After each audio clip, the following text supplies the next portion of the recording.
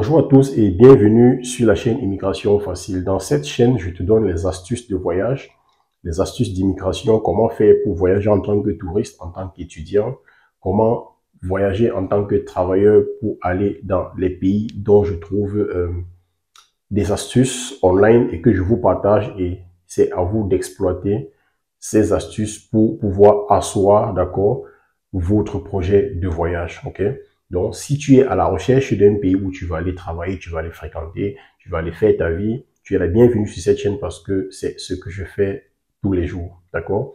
Donc, pour ne pas rater les prochaines astuces, tu peux seulement t'abonner, activer la cloche de notification pour ne pas perdre les vidéos, d'accord? Pour ne pas perdre les prochaines astuces, et aussi cliquer sur le pouce bleu pour encourager les recherches que je fais, parce que ce que je vous donne gratuitement, il y a plusieurs personnes qui vont vous le faire payer très cher, ok?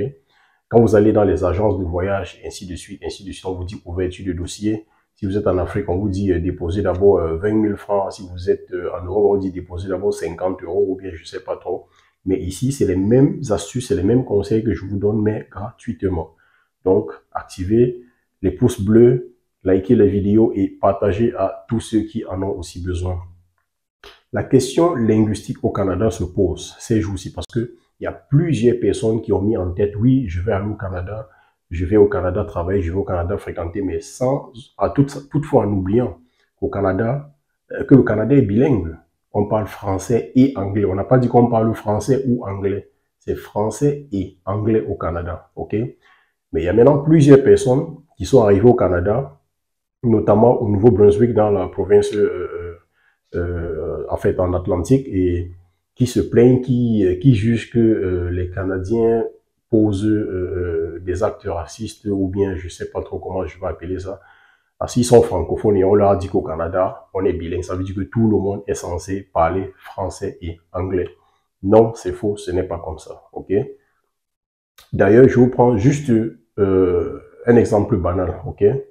Si vous arrivez chez un fermier qui a grandi au fin fond du Nouveau-Brunswick, qui n'est jamais sorti de là, qui n'a jamais mis pied au Québec, qui n'a jamais mis pied dans d'autres provinces francophones du Canada, mais vous pensez qu'il va connaître parler français comme moi? Il ne peut pas, parce que même sa télévision qu'il regarde là-bas, c'est les programmes en anglais, ok? Donc c'est à vous de vous former déjà dans votre pays d'origine, et savoir dans quelle province on va, savoir si là-bas on parle français ou anglais, ok? Savoir aussi si on parle français et anglais là-bas. Ce que je vais vous dire en gros sur le système linguistique du Canada, c'est vrai, le Canada est bilingue, mais bilingue juste au niveau de l'administration, ok? Il y a juste les fonctionnaires, ceux qui travaillent dans les administrations publiques. Je dis bien publiques, parce qu'il y a les administrations privées.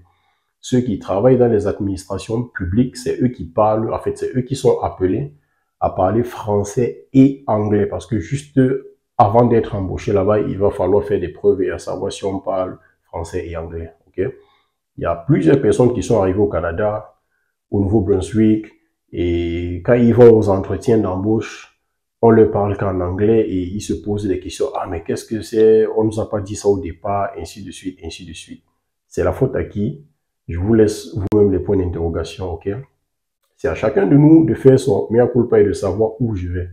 Est-ce que là où je vais, on parle anglais? Est-ce qu'on parle français là-bas? Et c'est à moi de m'apprêter déjà au départ. Parce que même à l'ambassade ou au consulat, on va pas te dire que non, là où tu pars, c'est comme ça, c'est comme ça, c'est comme ça. C'est à toi-même de te forger et de faire des recherches. Raison pour laquelle nous sommes là. Vous pouvez nous écrire, vous pouvez poser toutes les questions que vous voulez en commentaire. Je réponds pratiquement à tous les commentaires, d'accord?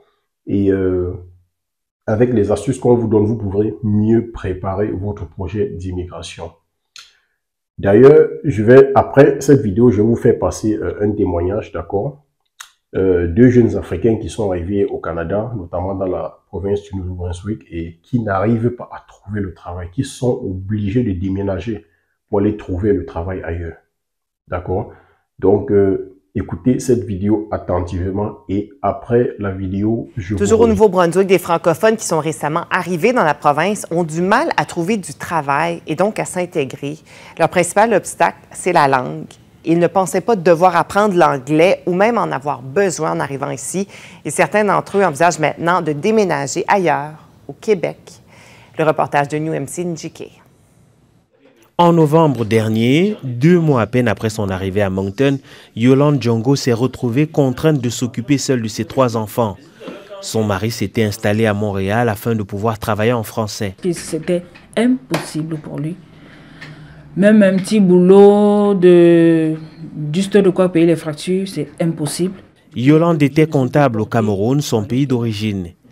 Elle n'est pas non plus parvenue à trouver du travail au Nouveau-Brunswick parce qu'elle ne parle pas anglais. Malgré les multiples demandes d'emploi, il n'y a rien qui soit concret. Il faudrait être parfaitement bilingue.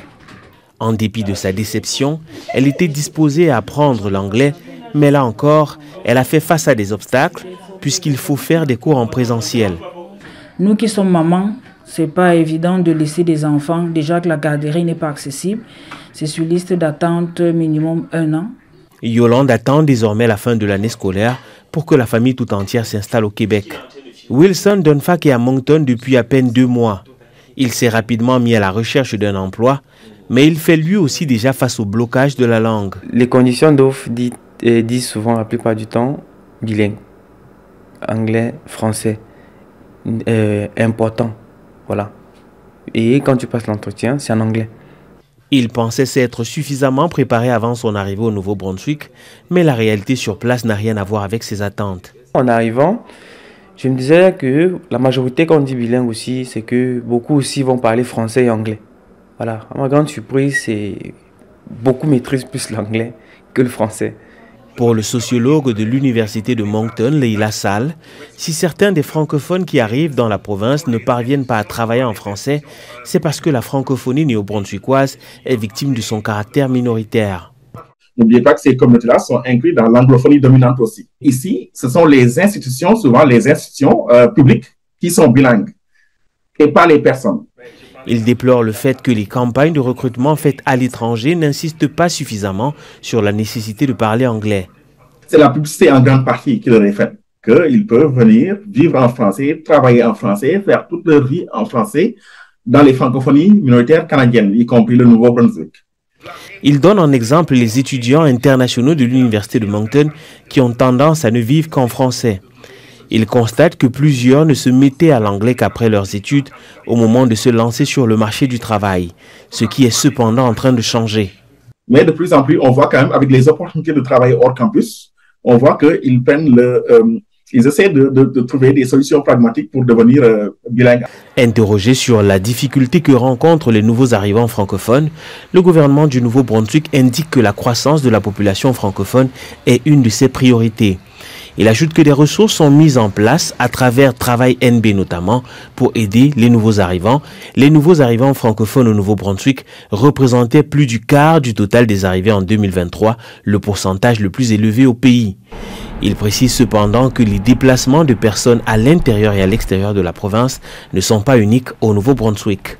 Ici New MC Njike, Radio-Canada, Moncton. Après avoir suivi la vidéo, vous-même vous savez ce que vous avez à faire, vous savez comment vous allez vous préparer pour arriver au Canada. Ça a été un très grand témoignage et je crois qu'à partir de là, chacun de vous pourrait déjà savoir où est-ce que il va vraiment et commence à prêter déjà la base pour déjà mettre son projet sur pied, ok? Parce que même le système linguistique entre aussi dans le projet. On ne dit pas qu'on va arriver avant de voir comment ça va se passer ou bien on va arriver et puis ça sort comme ça sort. Non, ça ne sort pas comme ça sort parce que quand vous arrivez sur le territoire, il va falloir payer les factures, il va falloir payer ceci, payer cela et c'est à partir d'un boulot que vous pouvez avoir cet argent et régler vos factures et boucler vos fins du mois. Ok? Donc, si vous n'avez pas ce boulot parce que vous ne parlez pas une langue qui est recommandée au Canada, c'est à votre risque et péril. Donc, les amis, restez scotchés. Likez la vidéo, partagez et envoyez la vidéo à tous ceux et celles qui ont un projet de voyager vers le Canada. On n'aide pas seulement quelqu'un lui donnant de l'argent, mais on peut aussi aider quelqu'un lui donnant les idées. Et cette vidéo peut vraiment être une bonne idée à donner à quelqu'un. Ok? Donc, portez-vous bien. Si vous avez des questions, vous-même vous savez, mettez en commentaire et je vous répondrai. On se dit à la prochaine dans une prochaine vidéo. Ciao.